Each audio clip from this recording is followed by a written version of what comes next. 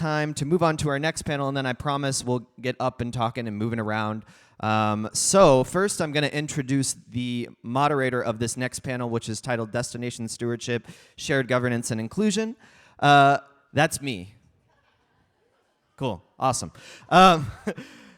So Destination Stewardship, I want to thank Sam so much. She kind of alluded to the importance of this concept, and I'm really excited to dive right into this panel, what it means.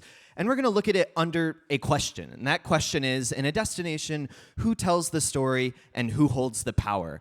I'm going to briefly introduce our panelists, and they're going to come up here and tell more about their work and what they do. So I just want to start off, I'll welcome up dear friend, dear collaborator, the person that's probably shaped the idea of destination stewardship, dare I say, more than anyone on earth. I welcome Mr. Jonathan Tourtellot, our first panelist.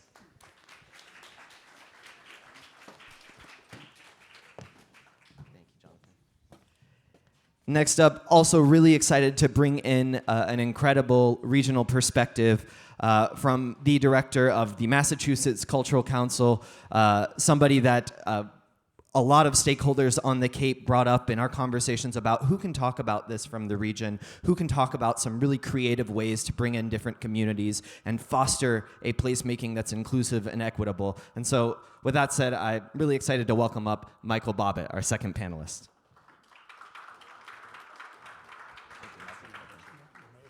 And last but not least, we have the executive director of the Tahoe Regional Planning Agency, somebody that CREST has collaborated with very closely, and in that community, I'm so excited for this panelist to come up and share a destination perspective from across the country. Please welcome Julie Regan. Regan, I'm so sorry, Julie. All right, everybody, welcome up. So rather than me talk about each of you, we have some slides prepared for each of you. So I'm going to go one by one and have each of you tell us a little bit more about your work, and then we'll get into some questions after that, if that sounds good. So I probably should have pulled these up first, but we'll start with Jonathan. And you can just let me know, and I will go to the next slide.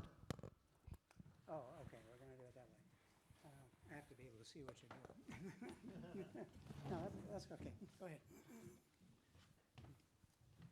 Is this on? Yeah. Destination stewardship, and thank you, Sam, for giving the simple definition. Click, I'll give you. Yeah. Right. There we go. This is going to be easy. We'll do it this way. Simplest definition is care for places where tourism is involved. And of course, tourism is involved in a huge number of places, so this is an important concept to keep using. Oh, thanks. Okay.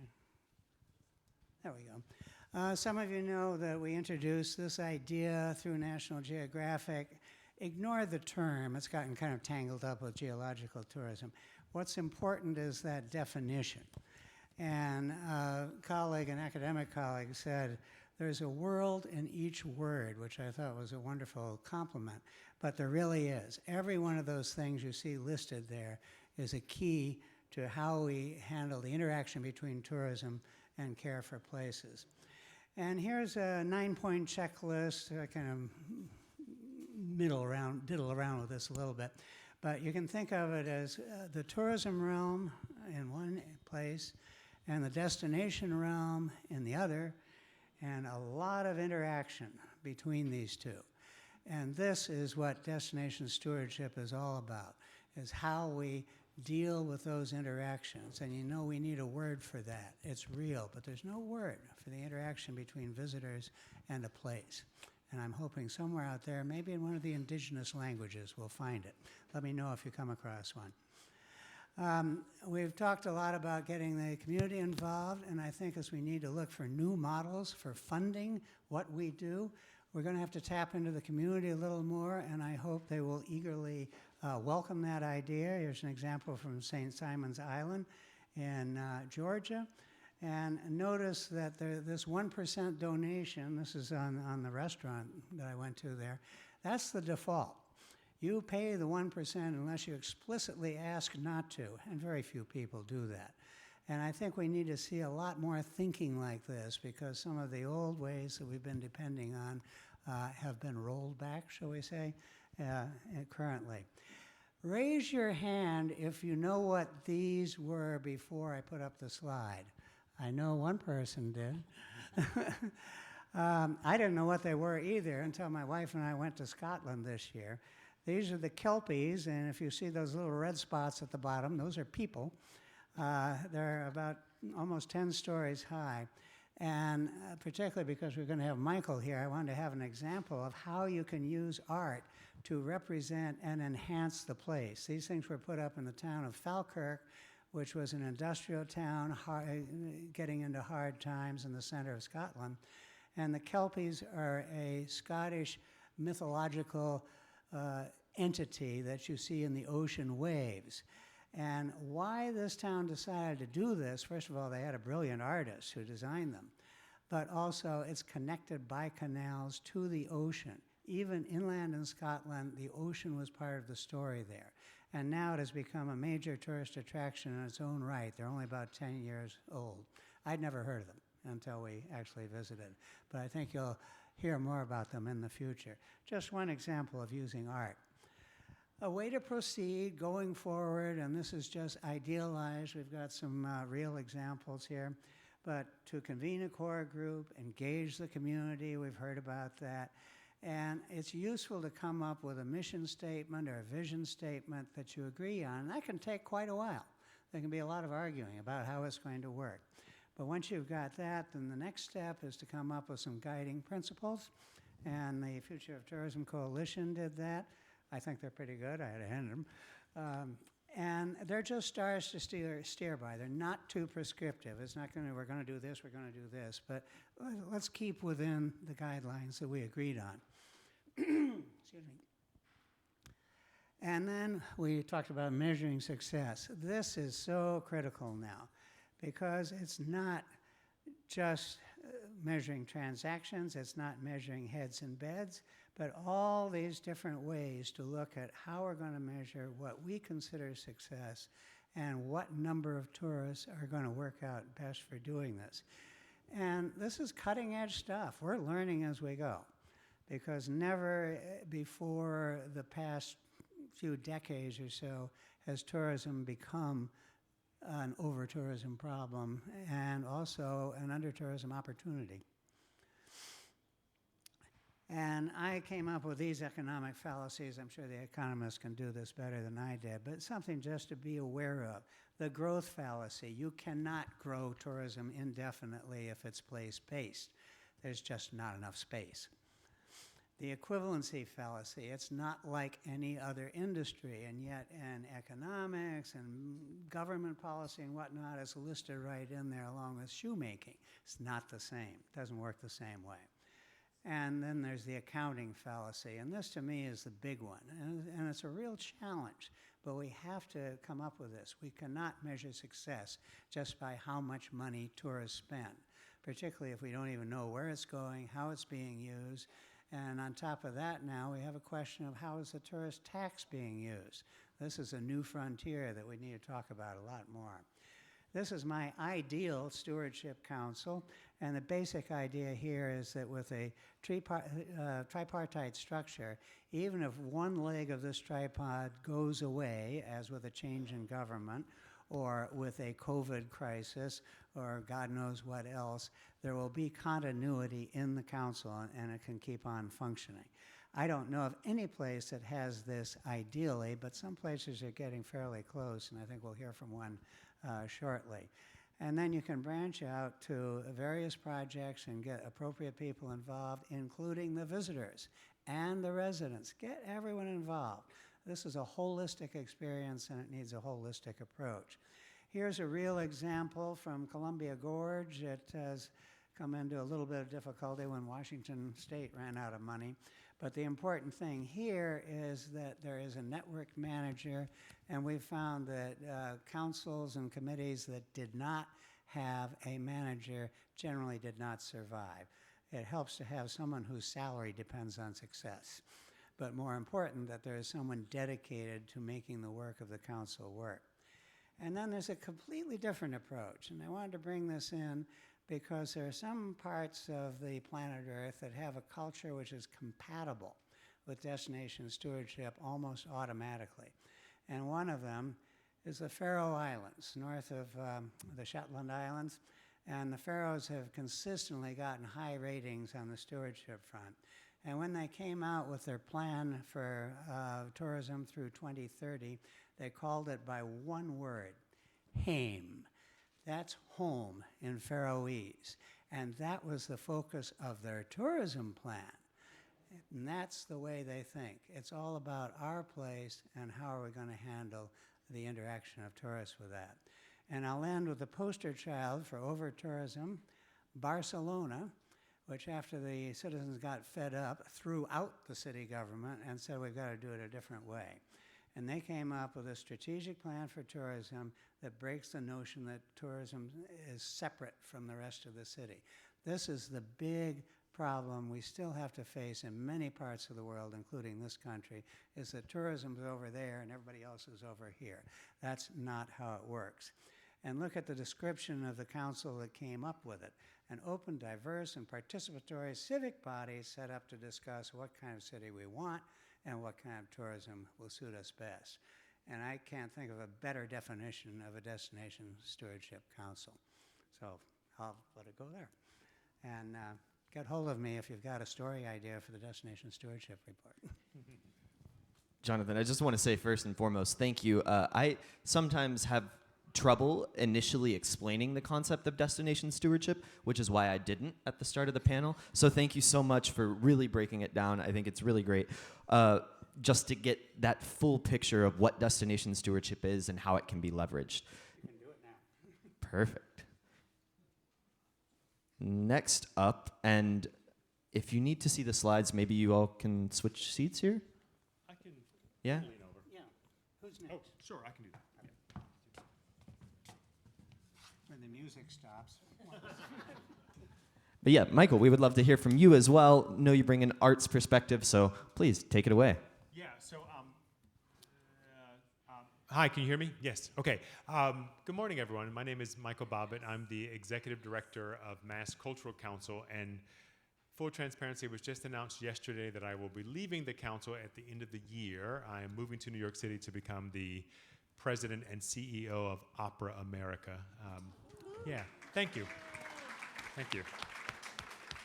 It's bittersweet. I love this state. I love what we've been doing at the council. I'm also not a tourism expert. I'll put that out there. I know arts and culture, and there certainly is a link, and I've been getting to know the tourism sector a lot more, and I can't agree more with everything that Jonathan says, especially when it comes to our ability to be more organized and put more pressure on policymakers to build the conditions by which we can thrive and grow. There's a ton of regulatory action and programmatic action that government can do, and we often, as tourist experts and arts and culture experts, only think about the money that government can give us, but know that we're leaving a ton of things on the table. Mass Culture Council has been pivoting a little bit away from grant making as the main thing that we do, with the focus more on building relationships across state government and thinking more about the policy work that can happen to support the creative sector in Massachusetts. So a little bit more about, I have it. I have the power. We are an independent state agency, independent meaning that we are not part of the executive, which means that we can advocate for the things that we want. Our work is about strengthening the cultural sector, driving the economy, supporting change through policymaking, and then celebrating and preserving creativity in every single community. In Massachusetts, the creative sector is a $29.7 billion industry. That is larger than construction, utilities, agriculture. It is 3 times the size of transportation and on par with retail. We have 15,063 arts organizations across the state and 200,000 full-time artists. Full-time meaning they make more than 50% of their income from making art. So that number doesn't include the professional artists who are part-timers, or the people that work in K-12 through collegiate education, or the people that work in the 15,063 organizations. So one of our biggest sort of destination tourism programs at the moment is the Cultural Districts Initiative. So this was enacted through legislation in 2011, where Mass Cultural Council had the ability to create and designate cultural districts across the state. Currently, we have 58 cultural districts. They receive some support for us, both in terms of professional development, but also some cash. We are redesigning the Cultural Districts program because I don't think as an economic development tool we've been getting everything we think we should be getting from the districts. So part of it is that we're going to hold the municipalities accountable. They're going to have some skin in the game and fund these districts.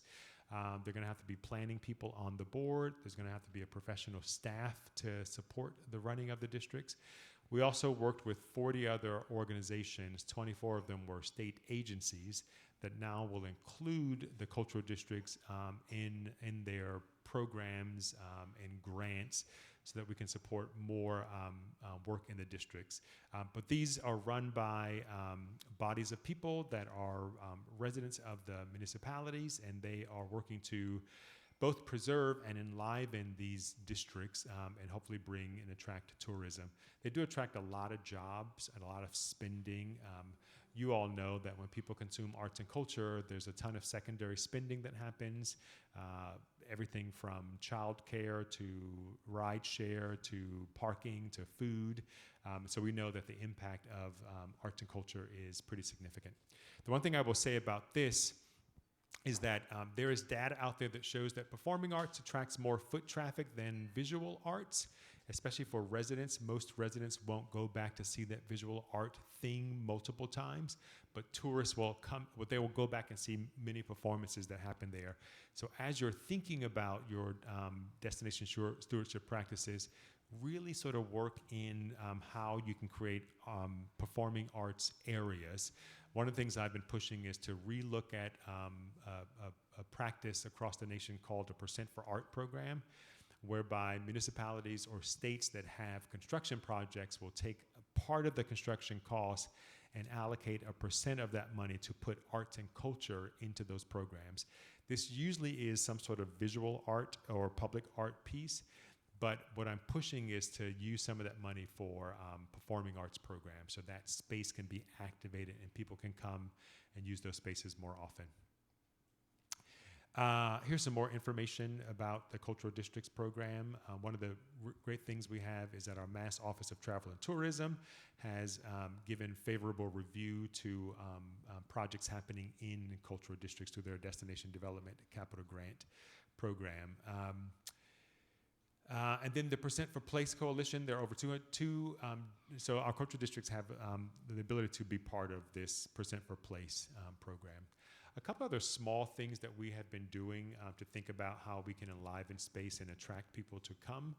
We've just worked with Logan Airport to hire sort of buskers, street performers to perform at baggage claim. In the airports, right? Because that can be a dumpster fire, right?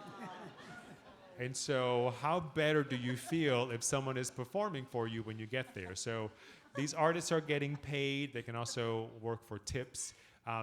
This is another place where I think the tourism sector can really work to push legislators. I think busking should be allowed everywhere, but typically you have all kinds of zoning issues, noise issues. Sometimes there's the restriction on busking because it's commerce, but in that park, Little Leagues who paid to be part of Little League are playing in the same area. So they're actually practicing a commerce, but they're not allowing commerce to happen in those spaces. But this is another place where I think you can create a vibe. How many of you all love Paris because there's street performers all over the place, right? You can bring lots of tourists to your area by having those programs.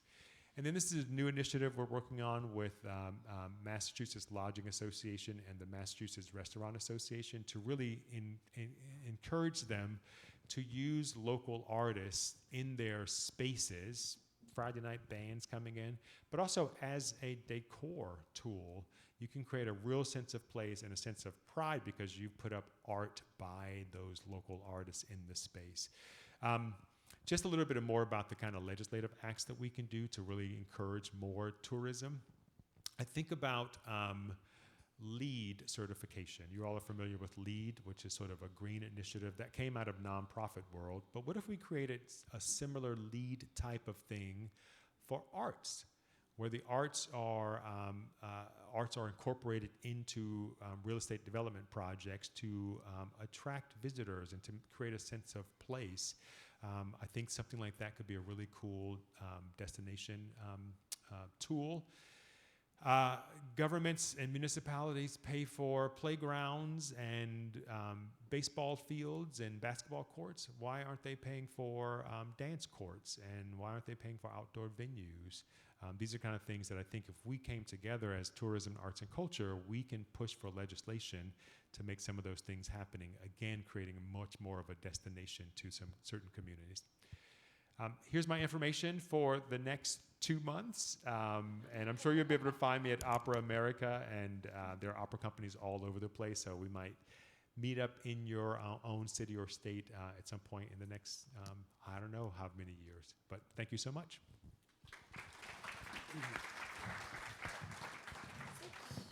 Wonderful. Thank you, Michael.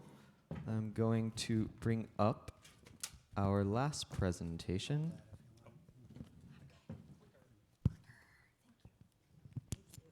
It's loading. It's loading. All right, that's all the singing you're going to get. Perfect. Julie, excited to hear from you, and thank you so much for flying across the country to be here. We're so lucky to have you. My pleasure. Good morning. How are we doing out there? Okay, thumbs up. Who has been to Lake Tahoe before? Show of hands. A lot of you. Well, thank you, and we hope to see you back very soon. I'm just going to give a couple of introductory slides to join this esteemed panel. I'm delighted to be on the stage here and to follow the panel this morning. It was a perfect setup, so well done to CREST, and a big thank you to CREST and to Jill from Care for the Cape and Islands for having me back to Cape Cod. I've been several times. We have so much in common with the Cape, and I want to share a little bit of our experience in implementing, really on the ground, what is this thing called destination stewardship, some of our lessons learned, and then I'm excited to get into the questions. But the phrase building a new table was a big part of our story around destination stewardship planning. And it wasn't about, bringing, different people to our table. It was about going out into the community and building a new table together. Because what is the adage? If you're not at the table, you're probably on the menu. So we wanted to grow that table and to have a different kind of experience with our community. Let's see if we can. There we go. So a lot of you have been to Lake Tahoe, but you're familiar then with where we are on the West Coast. Interestingly, we're a bi-state lake. 2/3 of the lake's in California, 1/3 of it's in Nevada. We have very high percentage of public land, and that was not by accident. It was intentional because we've been practicing conservation for more than 50, 60 years. So 90% of our land is now public, and 80% of that is the U.S. Forest Service for management for all to enjoy. And the interesting overlay with how we're structured is this complexity. I loved hearing the discussions this morning because I think complexity really plays a role in how we can sufficiently implement this vision of something that sometimes feels esoteric, destination stewardship. Very similar use pattern to Cape Cod. I love this map, which may be a little hard to see with the light, but essentially think of Tahoe as visitation. Similar to being on the Cape. We have population centers in the San Francisco Bay Area, all the way stretching to northern Nevada. 10, 11 million people within a 4-hour drive, akin to what New York City and Boston and the northern New England area is to the Cape. So we not only have international visitors and destination fly-ins, but we also have this huge drive-up market. And when in a place that has abundant public land, we have states policies to encourage use of public land for all to enjoy, getting people in the great outdoors. A lot of those visitors for Tahoe, some in the estimates of 40%, are coming for the day, so they're not necessarily staying in a hotel or buying food at a local restaurant or grocery store. They might bring up their cooler of food and have the beach day and then go home. So there is this economic interest in how do we manage the resource for everyone to enjoy, but that also creates traffic impacts, which I really appreciated from the last panel. We have had this conservation ethos in Tahoe for a very long time. Of course, our native indigenous people, the Washoe tribe of Nevada and California, have been in Tahoe, since time immemorial, sorry about that. And we work with them, and I'm going to tell you how this plan has brought out a better collaboration with the tribe. But in recent history, we're an environmental agency, so I love to say, one of our key founders was this environmental radical Ronald Reagan, who in the late 60s was the governor of California, and he and his counterpart in Nevada, Paul Laxalt, the governor of Nevada, got together and said, we do not want to ruin this lake. It was at a time where there was a lot of growth after the 1960 Olympics on the north shore of the lake, and they got together to create our agency, the Tahoe Regional Planning Agency. We're an interstate compact between California and Nevada, consented to by Congress. So we're very unique. It's really the only one of its kind in the United States. Columbia River Gorge is similar. Jonathan mentioned the Gorge Commission. You have the Cape Cod Commission. A quick wave from our CEO and Deputy CEO, Christy and Aaron, are in the audience, I believe, from the Cape Cod Commission. Very happy to have you here and have collaborated with them over the years. We have so many similar challenges. And to have this regional plan, which we implement, it actually caps development. So we limit the number of homes constructed. In order to build a new hotel, you either have to tear an old one down and transfer the units or transfer some other development rights. It's a pretty complicated system, but it has been essential to protect the lake, which you can see in the next picture is absolutely stunning. We're one of the clearest large lakes in the world. We're the oldest lake in North America and the second deepest lake in the US. And we have a lot of visitation. So we have a $5 billion annual economy. You can see some of the stats. Really impressive spend for our economy, which is a population of only 55,000 year-round. We increase by sixfold in the summer. We might have 350,000 people in Tahoe in the summer. That is our peak. July 4th is our peak day. Our other peak is ski season around New Year's Eve or President's Day, holiday weekend, ski weekend. So we have 2 seasons, and that drives a lot of spend, millions of people, and 17 million visitor days, and that's how our Forest Service and some of our public partners like state parks count visitation. And we are not growing. We limit growth and development within the Tahoe Basin, which is a 500 square watershed, but it's growing all around us. Northern California, Northern Nevada are growing by leaps and bounds. And with climate change, we're a climate refuge. People want to escape the heat. It might be 115 degrees in Sacramento, and people will instantly drive up, and we see a doubling of traffic. And I'm sure the Cape experiences that as well, because cities are just hotter. So just a couple more slides before we get into the Q&A. Our call to action was very similar, I'm sure, to your destinations, that even before COVID, we had a lot of heavy visitation use, and we were accelerating that pace of outdoor recreation as it's been growing nationwide and worldwide. But we had some pretty bad examples of trash being left on the beaches after July 4th, stories that went global. We made the FOTR's No List of 2023, and that got everyone's attention in our DMO and our visitor community. We also had protesters during COVID. As people were coming into the basin, the Tahoe Basin, during COVID, we had people saying tourists go home. And when you're a tourism-based economy, that is not a very welcoming message. So we had to do something about it.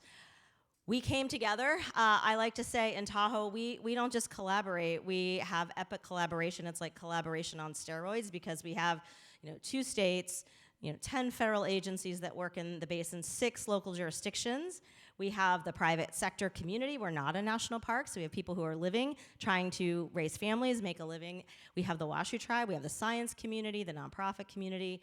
So we got together, and we do what we do best, and that is talk about it, work with our communities, and we set about doing a destination stewardship plan. And CREST was our partner on that in guiding us through, and we came up with these 4 principles: fostering a tourism economy that gives back, turning a shared vision into shared action. We realized we didn't really have a shared vision. The tourist officials had a vision, and maybe our land managers, like the Forest Service or state parks or the government entities, might have had a different vision. We equated it to, like, in a resort, sales and operation just never talking to each other. So even though we did collaborate, I would say this space was an opportunity where we could do much better. So this is a picture when we formed our council and we all signed a charter to get to work. We have now about 25 different partners. The interesting thing I wanted to point out here about growing the table is that the Washoe Tribe is at the table. We have other destination marketing associations from Reno, Tahoe. They have the airport. They typically were in their own silo. And we have local governments, ski resorts, public-private, a huge collaborative list that's growing. Really proud of the work we've done with the Washoe Tribe of bringing them into the conversation. Federal agencies all have an obligation to consult with tribes, and our speaker, Dr. Jonas, I'm sure can tell you it's very often fast and not necessarily meaningful. We have really changed that, put it on its head. I was just last week in Washington, D.C. with the chairman of our tribe, Chairman Smokey, and a tribal council member, Lydell, who is a paid position now. We raised the funds needed for a 3-year position of our tribe to have Lydell Wyatt sit at that table, because guess what? Tribes are really busy. They're stretched very thin, and we have meetings all the time. And the chairman said, Julie, I can't get there. I can't do all these meetings. So we were able to raise the funds with our NGO partners and many institutions to have a position that's funded. Tahoe is an outdoor adventure paradise, and we've recognized that a lot of people want to come and enjoy Tahoe who necessarily have disabilities, and they can't, climb the mountain in record speed or go down the ski hill. And so we've focused on access and inclusion that looks at people with disabilities getting to the beach using things called mobility mats. I'm sure you have them here in the East Coast, and building trails that maybe have a great platform, but then they don't have a way to get from the elevation down multiple steps to get to the platform to enjoy. So we have a huge program that we're focusing on that through Destination Stewardship. And another thing we're really proud of is coming together in that change up for not just marketing, but management, the DMMOs.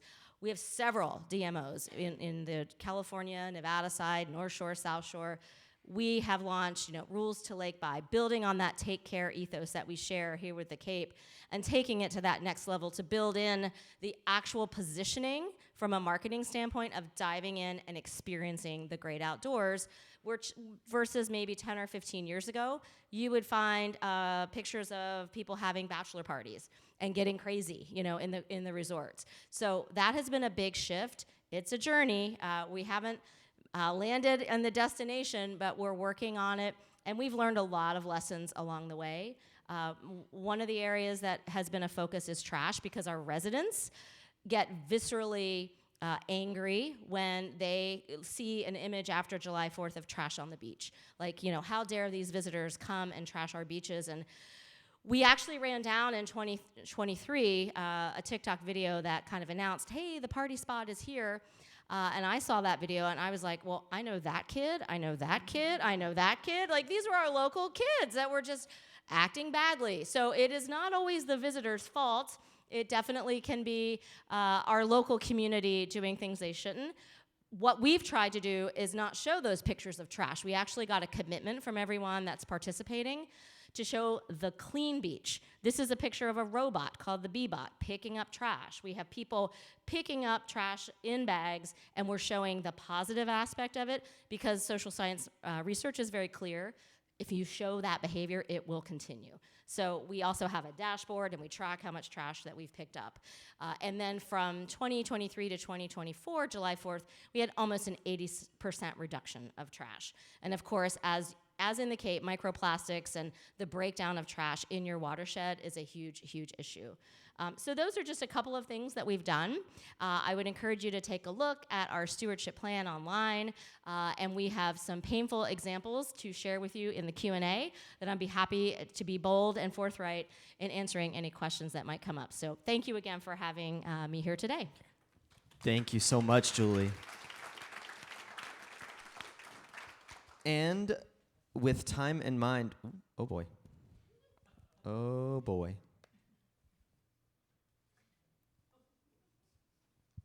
There we go. That's not us. There we go. Perfect. First of all, thank you all. Three really unique stories that you all told, and sort of going back to the question at the start of the panel, right? Who tells the story? Who holds the power in a place? To me, I just, hearing the three of you, I go back to this idea of having a table, right? And that table being inclusive of so many voices, that table being equitable, right? And whether we're talking about a destination stewardship plan or DMO and management organization, or an entity in a city that is looking to ensure that visitors can experience all that a city has to offer, its culture, its people, and the place.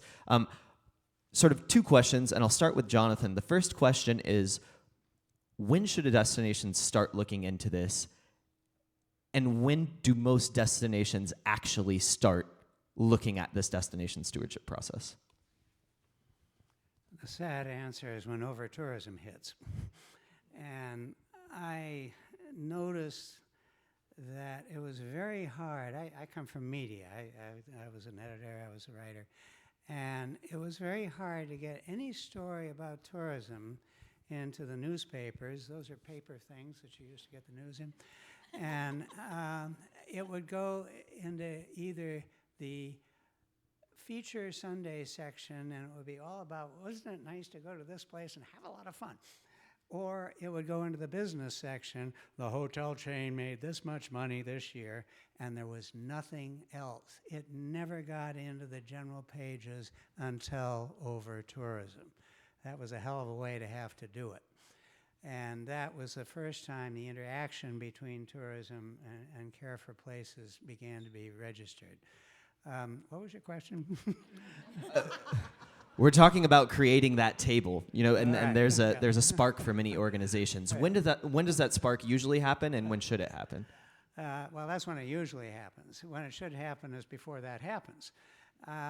I believe that this is one of our biggest challenges because the default is the silo, that thing that Barcelona complained about once they really went through the over-tourism crisis, which they're still having to an extent. I think one of the ways to go around this, get around it, and it's going to be a long haul, is increasing awareness of the value of the place and everything in it. Its nature, its history, its culture, its beauty, its lack of beauty, if that's a problem. And begin making the place itself something important. And that's the kind of cultural shift. That's why I showed the Faroe Islands. We see that in some of the Nordic countries in Europe. We see that in some of indigenous communities that understand the relationship better. But I think elevation of the importance of place is a big challenge, and I think the arts are one way to do it, particularly performing arts. But if you walk into a hotel lobby and look around and you can't tell where you are because it's decorated in accordance with that franchise, that's a loss. If you go into the gift shop and you get your mugs and it says made in China and you're not in China, that hotel is not supporting local artisans. And that's just a beginning. We can do more with theater. We can do more with songs. When I first started coming to the Cape as a kid, when you go into a restaurant, you might hear Doris Day singing Old Cape Cod.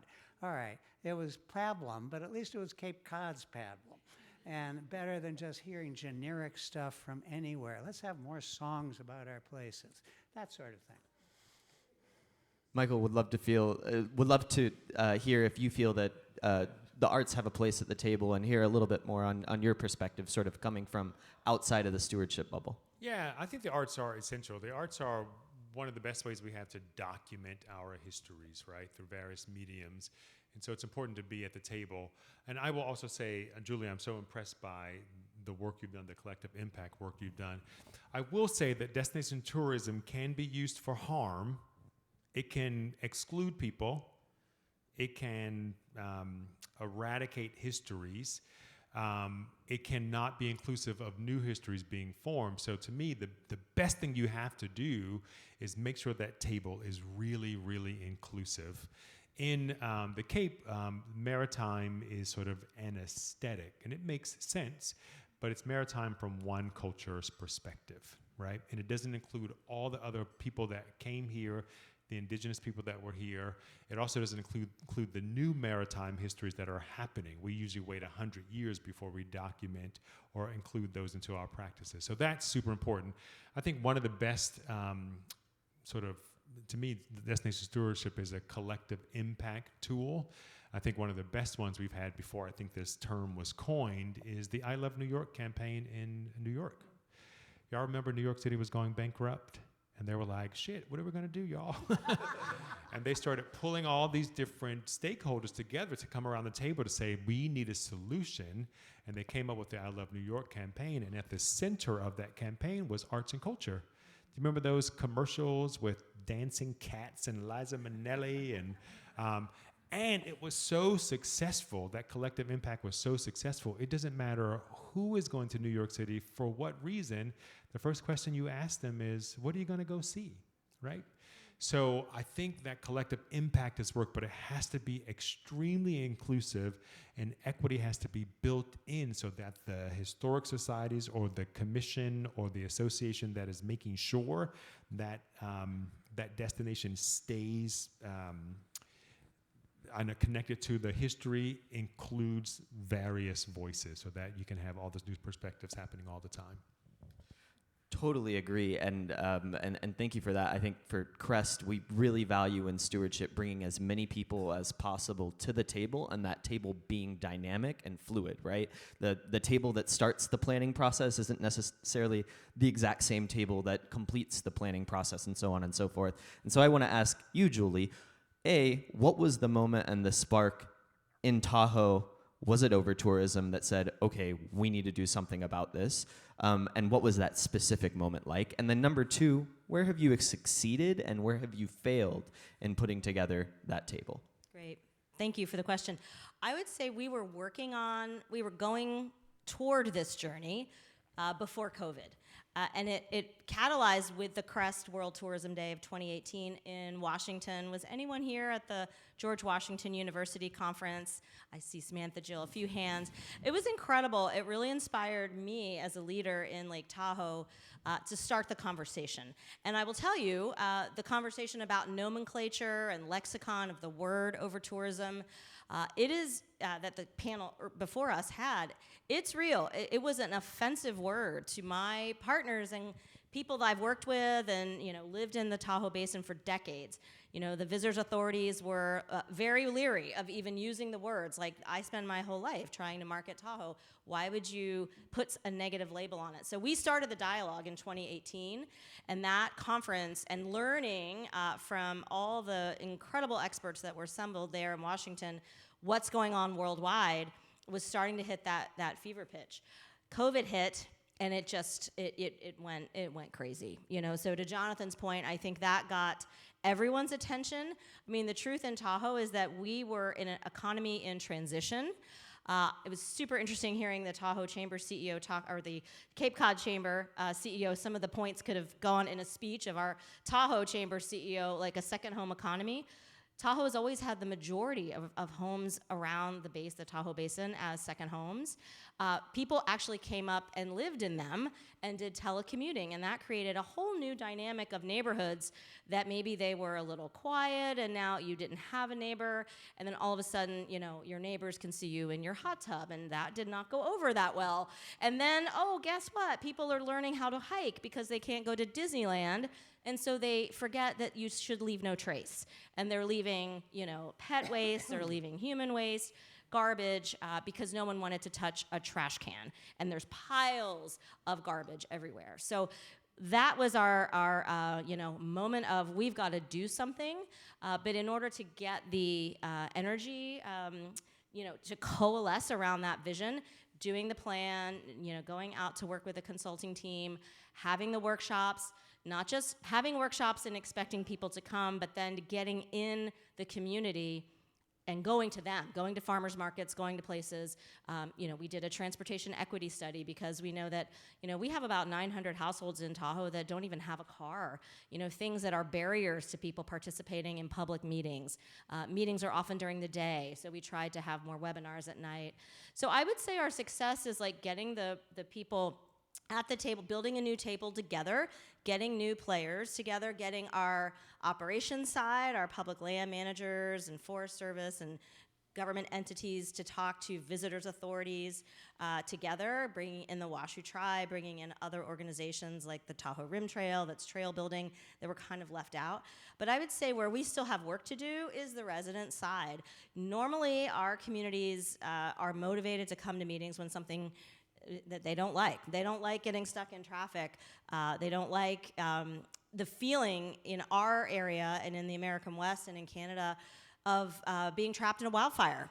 The fear is, what if a wildfire happens on July 4th? How are we going to evacuate safely? So those are issues we're still working on. But the intersection with transportation is very clear, and I say there's an opportunity for us to do better into reaching down into the neighborhoods and trying to de-escalate, because it's not really this time to solve problems sometimes when you have people that are so incensed, and a public comment of 3 minutes at a public meeting is not the way to solve a problem. So we're trying to do better in going into the communities that are maybe underserved, disadvantaged, and working with them in a more grassroots manner. That's great, and I think that getting out into the community takes time, and destination stewardship, it's not a start and an end thing. And I think one of the things, and Jonathan and I talk about this often, it doesn't start or end with the plan. And the plan doesn't necessarily, it matters, but what matters is the process to get that plan going, right? And so it's really great to hear that you're continuing to foster and build that community. I want to ask just a couple quick questions and want to try and have 5 minutes for Q&A. So I just want to ask you, Jonathan, real quick. It seems like either a fear of over-tourism or the existence of over-tourism, you've already crossed this tipping point, and or economic reasons are kind of the only things that can trigger this destination stewardship process. Not the only things that can, but the only things that generally do. What do you think needs to be done so that other destinations can adopt an ideology that's more centered around not just destination management at the DMO level, but truly inclusive destination stewardship, planning, and implementation? That's possibly the most important question of the session. I think, and partly taking off from Julie's comments, I talked to a community organizer in Scotland, Loch Ness area, and he observed that it's very easy for local people to come to a meeting and complain about something they don't like. And tourism comes up with all sorts of things you might not like. You all know what they are. He said the big challenge is to say, what do you like? What would you like to see? And begin thinking about it in those terms. And tourism, done well, can do a lot of good. It can enable businesses to exist that locals would enjoy, like a bookstore. And there's not enough traffic locally to support a bookstore, but bring in tourism, and maybe there will be. Just to take one example, and begin looking at all these things. And going back to the arts, what if we were to write a play about our place? They do this in Newfoundland all the time. They're very good at that. Well, who's going to pay to come to our play? Well, the tourists will. And maybe some of the locals will too. For a while at National Geographic, we were doing these things we call geotourism map guides, and part of the idea was we want everyone to participate in what should be on the map. And what we found during that was inevitably people learned things about their own place that they had not known before. And so I don't have all the answers to your question, but I think if we look at the collective wisdom in this room, we can start coming up with a variety of catalytic projects and programs that can begin elevating awareness of place. And when you look into a place, the stories keep going and going and going. There's a lot in almost any place. Thank you, Jonathan. And sort of going off of that, I'm thinking about audience and the arts and audience. That's an interesting relationship. And artists have a unique way of conveying a message about place. What are the audiences that you feel like at the Cultural Council you all are reaching, and who are you not reaching, and who do you feel that all sort of arts communities can do a better job of reaching so that people can have that connection to place, Michael? I mean, we're not necessarily helping the different arts organizations that we're serving expand their audiences. We're just trying to give them the support they need and some critical thinking to think about how they can more engage audiences. I think essentially audience development is key to marketing. In fact, one of the things I tell people is the chief marketing officer should really be the chief audience development officer, and marketing should be at the service of audience development as opposed to the other way around. We tend to have a marketing person who has their marketing plan, and then they just put out the same thing for every show or every project. They don't sort of bring it together. The other thing I will say that is a challenge for us in this state is parochialism is an art form in Massachusetts. We're really, really, really good at it. And it's a challenge. It's a challenge for collective impact work and for destination stewardship work and making those tables more equitable. I was at a tourism gathering on Martha's Vineyard, and one of the things I noticed was that the room was put together to admire the problems as opposed to orienting towards solutions. So during that whole day together, there were no solutions being put on the board. It was all about, this is the problem, this is the problem, this is the problem. And I thought, well, how are you going to get anything done with that? And then one of the last questions on the panel was, what is the biggest threat to tourism on Martha's Vineyard? And I was the last person to speak, and I said, it's you. You are. You're not working together to come up with solutions. And it's interesting. I said, listen, every time I come to Martha's Vineyard, what I hear is, no one comes here during the shoulder season. And I was like, that's a terrible marketing tagline. You just taught me not to come and visit. So that's the thing I think for audience development that I think we can work on. We need to come together and work on solutions together and share those solutions together as opposed to coming in rooms and thinking about the problems. But arts and culture does it well.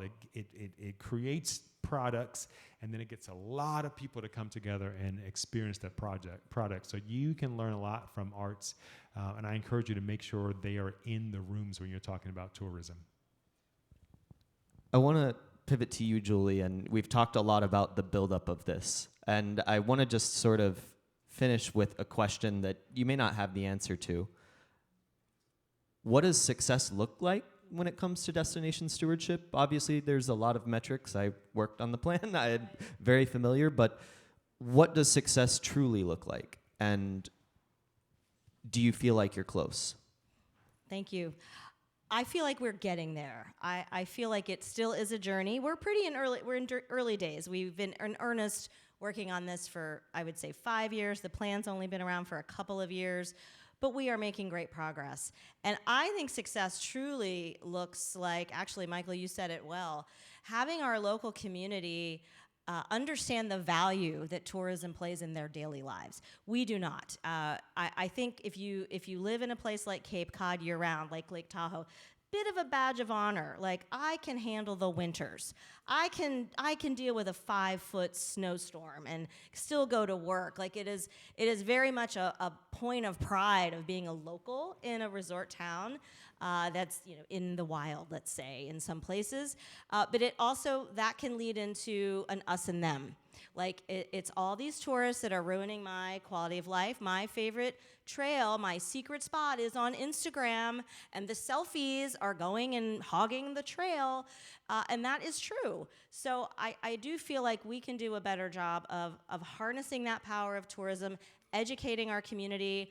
I was trying to whip through those slides, but there was a slide there, and I urge you to take a look at Tahoe's Business Improvement District. It's called a TBID. Everyone loves their acronyms. It's on the north shore of the lake. They have had businesses come together to fund not just traditional marketing, but actually affordable housing, transit, transportation, environmental solutions. And so $34 million has gone back to the local community from that. It's doubled what typical TOT, hotel transient occupancy taxes, would have come back from the county by doing this business improvement district. And the DMO has switched into more of a management philosophy. It's a community alliance that administers that. They are doing active engagement videos, showing people, you went out to a restaurant and there was a thing on your bill, and that money is paying for this, which helps your local experience and your local quality of life. And I think we have years and years to go before that is common knowledge in the people that live there. But we're on the right path, and I feel like we have built that table together that is very inclusive to make it happen, and we have the passion of our collective spirit and that epic collaboration philosophy that we have in Tahoe, that we'll get there. Wonderful. Well, thank you so much, Julie. I want to open it up we have time for maybe one question, if anybody has. We're way over on time, I just realized. Does anybody have one question? All right. With that said, I just want to say thank you to the three of you. It's been an absolute honor. I could keep talking about this for hours. Thank you so much. Really, really appreciate it. Everybody, please give a round of applause for our three amazing panelists up here.